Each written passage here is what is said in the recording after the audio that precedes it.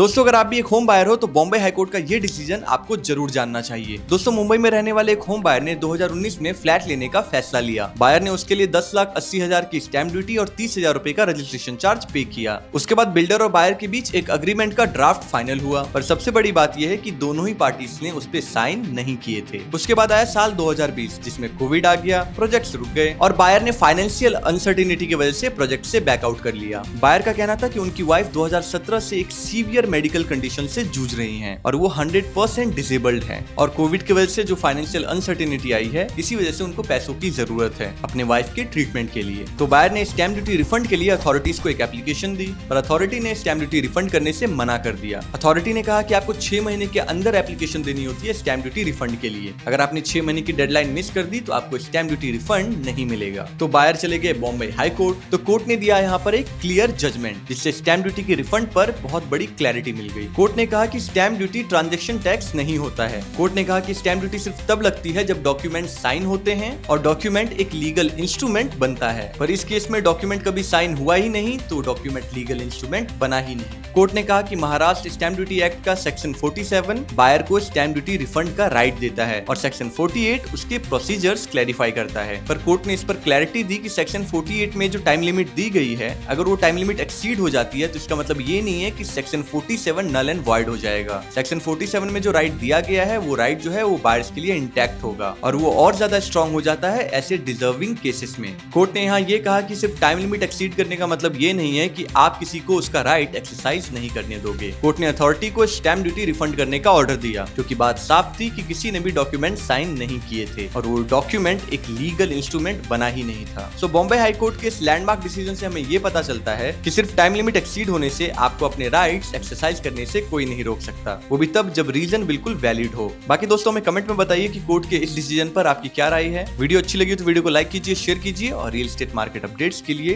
Reality dot को subscribe.